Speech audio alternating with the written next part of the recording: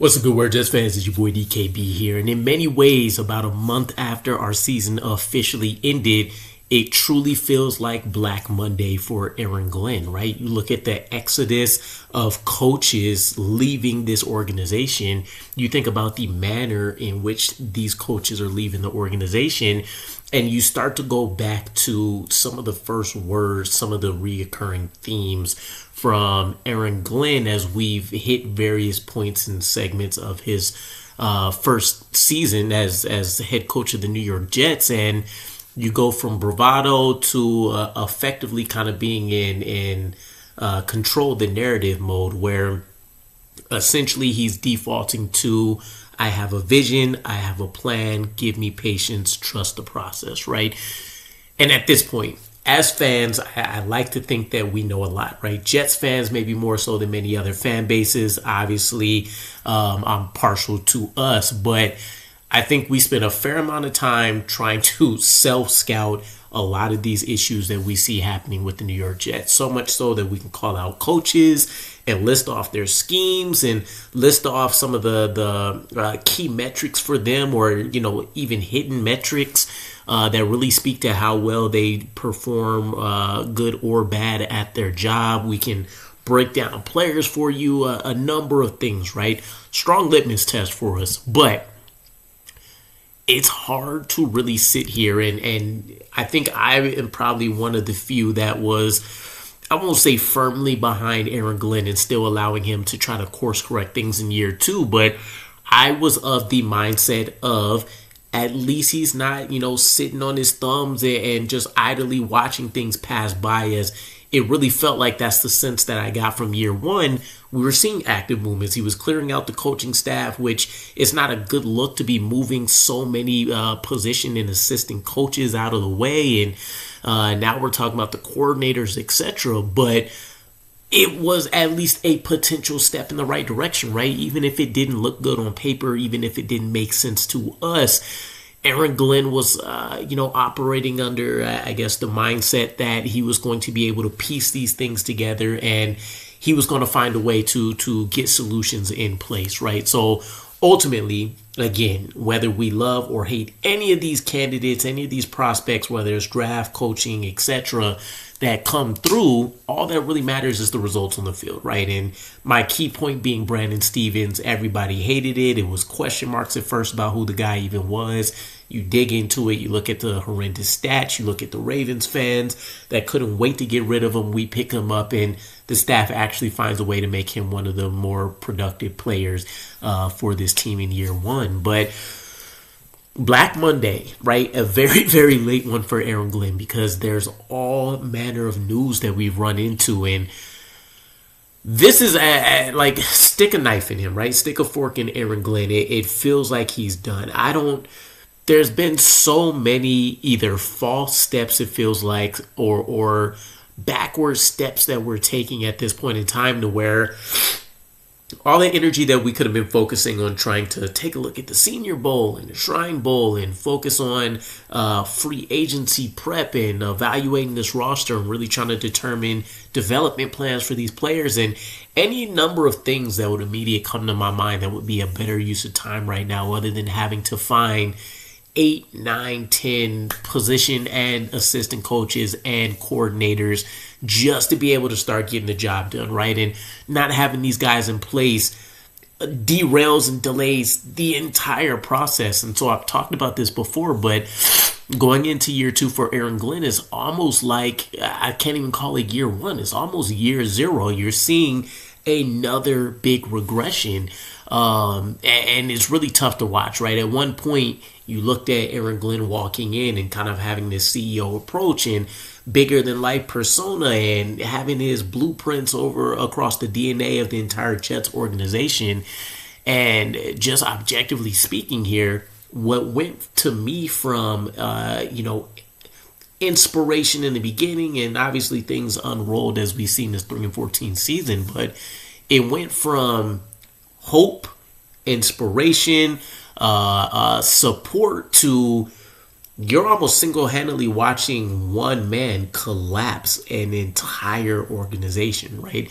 And so I'm left here really thinking that Again, I'm going to wait for these moves to come through and ultimately see what the on-field product looks like. But I just have to hope now that he doesn't also cost Darren Muji his job, who potentially looks like he is actually performing well in what he's asked to do. And you just hope that Aaron Glenn doesn't take the entire ship down. So let's get into all of the news, right? Because there's a ton of stuff when it comes to the roster turnover, when it comes to more moves made, potential candidates that we're out of, and it was just a ton, right? So really there's a couple, 5 major pieces of news here, right? We'll kick things off with the defensive coordinator front, because we did interview a new candidate, Brian Duker, coming over, or at least currently employed with the Miami Dolphins, right? Now, he completed a virtual interview.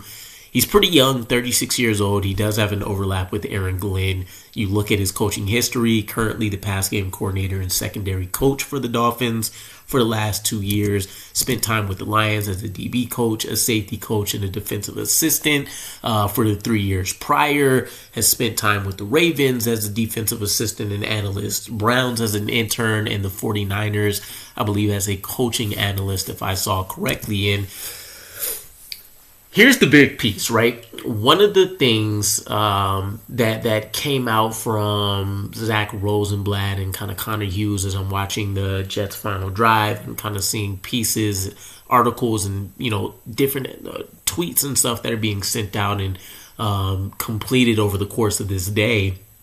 And one of the key elements is the fact that there's a growing sense, and based on maybe some of the conversations with these defensive candidates, that Aaron Glenn wants to call plays, right? He wants to have a onus of what's happening with the defense going into year 2.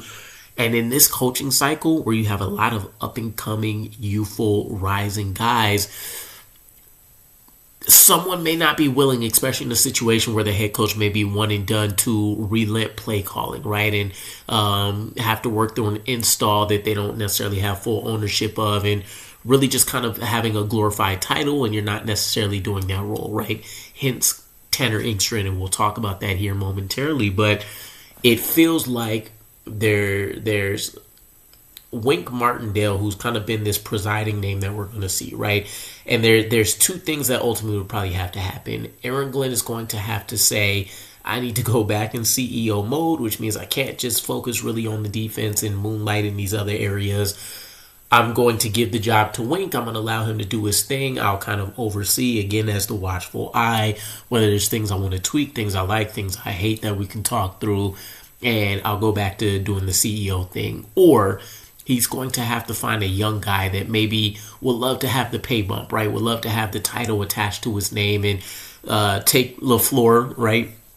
Our previous OC, as a guy that could still benefit from that situation. And that's not necessarily the wrong move, right? A lot of what we highly thought of when it came to Aaron Glenn was the job that he done, and especially specifically in 2024 when it came to the rash of injuries to the Detroit Lions team, watching the way that team played, the aggressiveness, still had playmakers all throughout the team, even if they were unheralded names, and was rolling out second, third, fourth string UDFA, Walmart baggers, and he was having a productive defense that wasn't just holding on by the edge of their teeth. They were going toe-to-toe with some of the top offenses in the league at the time. So if you can get him, right, if you can get that version of Aaron Glenn to be in tune with this defense and really having his hands all over and consistently involved there, you feel good about it, right? And then you have essentially, an assistant to the head coach type guy that's going to have the name of defensive coordinator, and maybe he can throw out some innovation, work through some things he doesn't think Aaron Glenn has considered, maybe personnel stuff and how he's seen certain guys be used and what makes them effective, or whatever that ultimately looks like, right? I have no idea, but that wouldn't be the worst move, in my general opinion, right? If you're Aaron Glenn, I think one of the things you have to strongly consider is just the outside perspective of what's happening to you, right? And there's a reason why, whether you love it or hate it, the media is so important, and that's because they can spin these stories, spin these tales, which a lot of it is subjectivity, but there's some objective truth in a lot of these articles that are put out there. Statistically speaking, objective truths, right? And you can spin numbers any which way as well, but that's going to inform, based on what we know about Woody Johnson, right? Can succumb to fan pressure, can succumb to these news outlets and kind of what's being put out there about his team or himself and or his leadership that he's put in charge. And, he could decide to do a 180 at any given point in time. And so while everything we've heard, at least up to recent memory, has been about his immense support for Aaron Glenn, he has to be seeing all this stuff that's coming out and seeing how people are saying there's no vision, there's no plan, he's lost, it's this, that, and the third.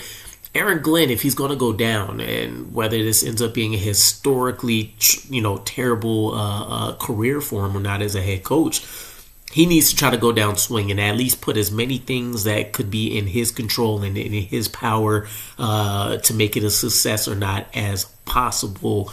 And maybe that starts with having to find someone like a Brian Duker that maybe has some tangible pluses to his resume, but could use the year under a guy that's been able to do it at a high level, see how he operates, etc., and maybe down the line he gets his shot to take over and different elements like that. But as for that, right, I think Brian Duker is not an overwhelmingly positive resume, right? Nobody's looked at his tenure with the Dolphins and said that unit has done extremely well.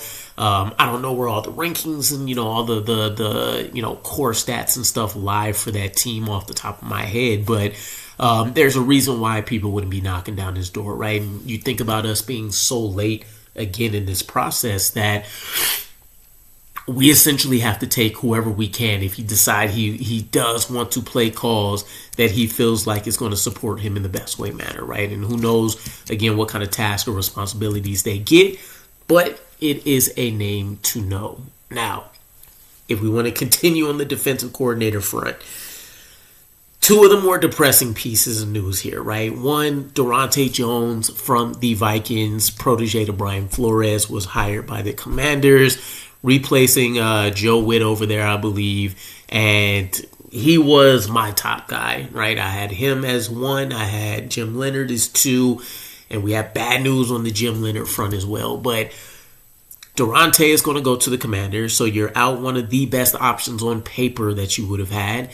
Jim Leonard, according to Adam Schefter, is expected to be the leading candidate or the heavy favorite to join the Buffalo Bills, who recently signed Joe Brady to be the head coach, creating some continuity there for Josh Allen and putting a new voice at the helm to hopefully kind of push that offense over the hump, if you will, where they've just failed in some of the biggest moments, right? And whether that's not having the number one seed, whether that's exposing Josh Allen to injury, whether that's the lack of a legitimate receiving core to not have to make him play Superman and all of these different elements. But Jim Leonard going over there would, not only does that make a power that we thought could be waning, right?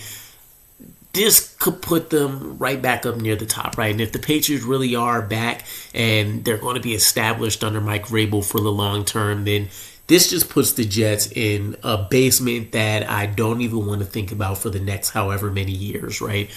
But to think that not only is it that we're losing Jim Leonard, but that he's going to actually sign and join a division rival is just it's not even double-edged sword. They stabbed us in the back, they came back and stabbed us in the front. And the thing that really kind of gets under my skin is whether Aaron Glenn has been mulling over calling plays or not this entire time, we haven't heard about a secondary interview with Jim Leonard for one. So maybe that first interview was enough for him to either say like they just don't align, and if that's fine, then I guess that's fine. But also, this is an impressive guy on paper to a certain degree, figure out a way to make it work. Whether he was unwilling to relent the play calling or whether that wasn't really a big factor here, and again, maybe they just didn't align or anything else, the fact that it took so much time, right? Not only a couple days ago, I'm reporting consistently as we're seeing some of these high-profile teams, Packers, Giants, that would have been interested at the time and hadn't even started an interview just yet. The Jets, right? Background, connective tissue everywhere. You have Muji as well that kind of sweetens the deal ideally with his time with Denver and, former player, open position, right? It's not sexy, but you also look at this draft and you can think that the Jets could theoretically take a heavy approach to drafting a bunch of top tier defensive guys that could make him really happy. And there's a setup to where you can, sell this vision to Jim Leonhard. And then at this point, this would be one of the first chess moves for Aaron Glenn that starts to buy back some credibility, right? You didn't have a ton of exciting names within your candidate pool to begin with, but you found a way to snag and secure one of the guys that essentially everybody that had an opening and was willing to wait would have wanted. And now to kind of see that fall through our fingers, and potentially it's because Aaron Glenn dragged his feet and allowed new concerns and stuff that he would have, considered early on to cost us, right? And now, again, division rival gets stronger, we ultimately get weaker, and we continue to have excessive turmoil that comes here. And so you end up losing option 1, you end up losing option 2. You have Wink Martindale to fall back on, but now because you want to call plays and Wink isn't going to be a guy that just wants to sit on the sideline with a headset for no reason and not have influence on the game, you potentially even lose out on him, which for all the love and hate or whatever, could have potentially bounced back and found some Ravens magic. You potentially lose out on him, right? And so what are you ultimately left with?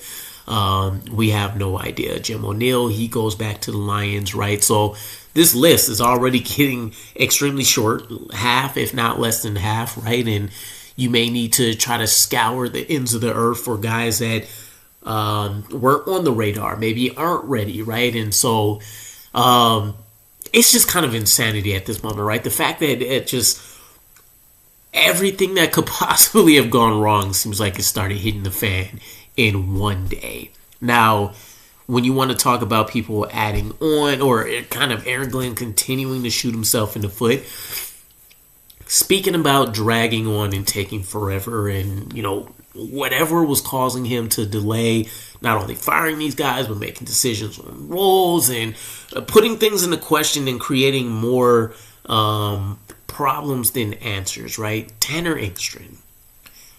It was reported by Ian Rappaport, Tom Pelissero.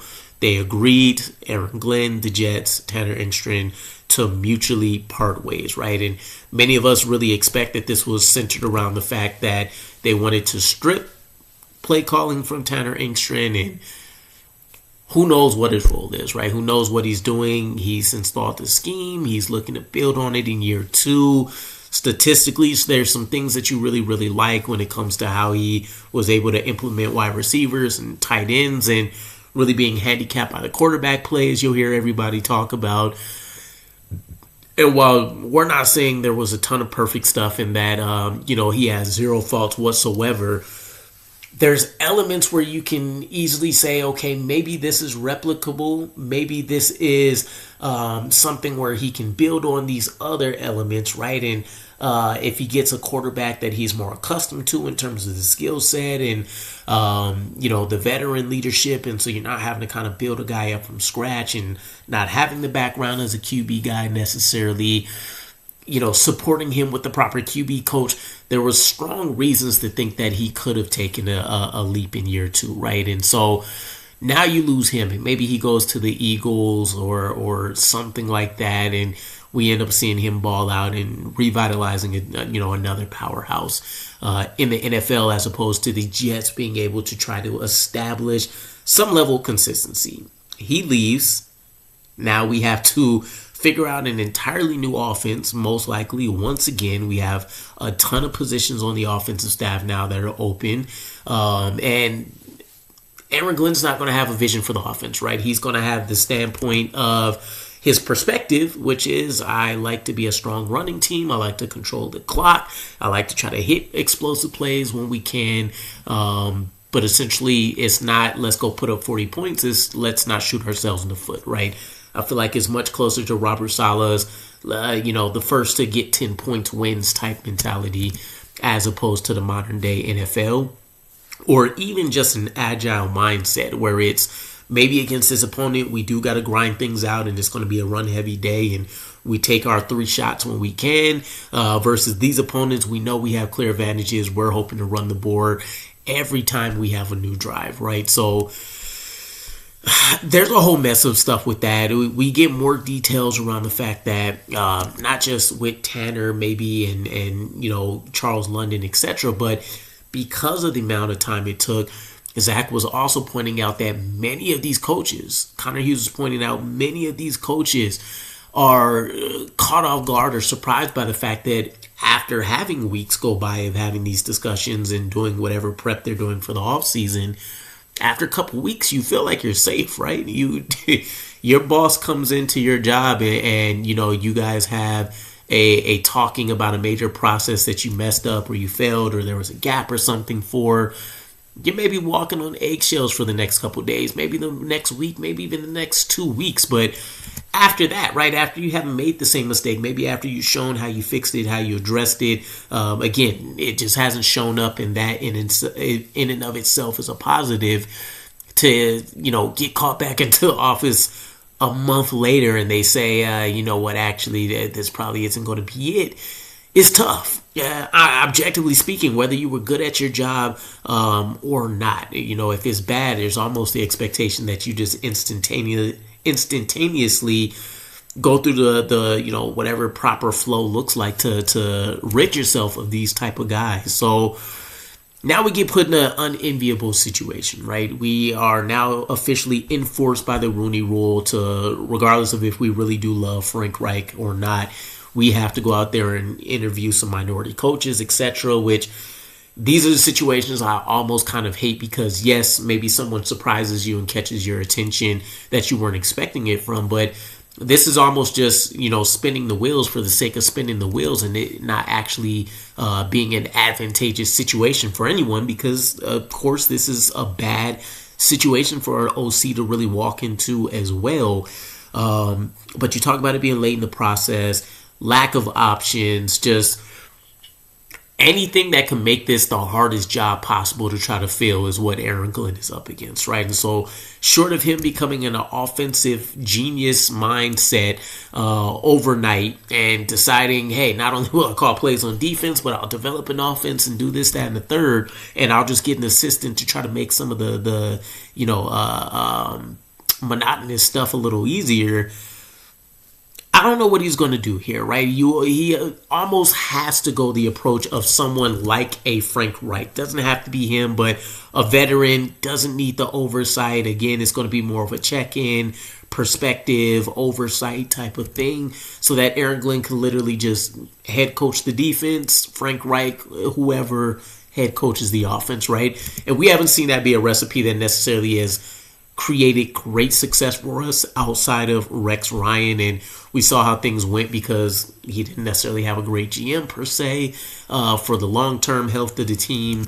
But yeah, it's I don't know what we do here, right? At least they're reporting that either we already have been or we're officially in the process anyways of having conversations with multiple vets and seeing who it is that we can or cannot bring in. And that leads us to a couple of the, we're on the ground, right? Aaron Glenn, Jets fans, the collective, Gangrene universe. We're on the ground and the football gods just, keep kicking us in the balls. We're, cracking ribs and all that kind of stuff while we're just in the fetal position. John Gruden was a person, according to reports, that we reached out to for a role on the team, and we got back that he wasn't interested. He rejected, rebuffed Aaron Glenn and company, whatever that looks like. But a lot of people don't even consider John Gruden necessarily a strong supreme candidate for the Super Bowl background and all that kind of stuff. Again, you look at how the tenure with the Raiders ended and that whole 9 yards, but not only is he extremely strong personality, which I don't think would necessarily have jived with Aaron Glenn, but you look at kind of the desperation play of it all, right? He's still kind of kept his toes dipped in the water. Consultant or an analyst for the Saints, if I recall correctly, in like 2024, has done some CFL work, currently doing analyst stuff for Barstool Sports. I see draft content still coming out, etc. So like he's still within the NFL universe, but he's kind of an eccentric personality. Again, I don't think there's a strong mesh there. And really, what's the incentive for someone like Gruden, right? Even if you do respect the coaching merits and think he can go out here and do a good job, according to the reports, he wasn't even offered the offensive coordinator position. Specifically, it was just stated that it was some kind of role on the offense. So, like, what are we doing here, right? We've heard about lowball offers. I think someone pointed out that initially when we were trying to get Darren Muji, that he was given, some kind of childish offer, and, we buffed it up at the last minute, maybe due to Aaron Glenn, from what I understand. And now you come to John Gruden, and it's not even humble. It's not, hey, you see what position we're in. You might still want to get in the NFL. We at least offer a pathway, and we could talk through the plan and the vision for how we could support you. So you're not just here to be a warm body. You can try to have a positive impact. None of that happened. It's a reach out. It's a laughable offer, if whatever that looks like. And now this becomes a new back page headline, right? Where Aaron Glenn can't even get retread options that the NFL as a whole doesn't necessarily want anymore to join his team because of how poorly it's been managed. And then one of the final pieces, an anonymous former NFL GM essentially dunks on Aaron Glenn, right? I believe, and let me find the official quote here, but he's did nothing to improve the Jets culture in his first year on the job. And essentially what the executive is saying that he sees is a team that's punching in the clock and has no interest in playing for the franchise, right? And a lot of you in the comments have kind of spoken to this in one facet or another as well, which is like, what has Aaron Glenn actually done that you can point to and say this has been a positive, right? If anything, it would have been the semi-strong success of Tanner Engstrand in certain elements. It would have been Steve Hyden, right? I think he's been a pretty good O-line coach for us. Jeff Blasco with the tight ends. Outside of that, what? You fire a good portion, if not many or most, from your defensive staff. You no longer have either of your defensive coordinators, which means you no longer really have a vision on either side of the ball. And, I don't know, if someone was to have offered Chris Banjo a head coach job for what he did historically well for special teams, I don't know what else could, like Aaron Glenn is probably the ultimate cat right now, in the truest sense, in that he doesn't just have 9 lives. He has like 27 of them, right? Like, there's been a number of different elements that for any other, maybe like common head coach, if we want to call it that, feels like, an owner would have kiboshed the whole thing. Maybe in season, maybe they would have given it, for the year to finish. But especially as we've kind of experienced what this process looks like. And for as many bad seasons, for as many bad off seasons that we've seen from these GM head coach combos, or these guys that want to kind of be CEO-ish people, like maybe Adam Gase being another one, this is up there in the record books. Like I can't even really fathom how we continue to one up or maybe one down, depending on how you're looking at it, a series of bad events, every couple years as we have regime turnover. So I don't really know what to do here. I feel like at this point, I almost need a reset. And like once the Jim Leonard news gets officially confirmed and he ends up with the Bills, I'm sure tomorrow or today, by the time you guys are seeing this, that'll kind of be the tipping point for a little bit. I'll need to just focus on like Senior Bowl content and starting to really prep a lot of this draft stuff and kind of take my mind off of what's happening. But let me know what you guys think, because it was an event-filled day yesterday. There's probably plenty more stuff that I'm missing to talk about, and maybe many more by the time that you guys are watching this. But I don't even have a specific question in mind for this, right? It's just, if you need to vent in the comments, if you have legitimate questions about just kind of everything that's been happening, drop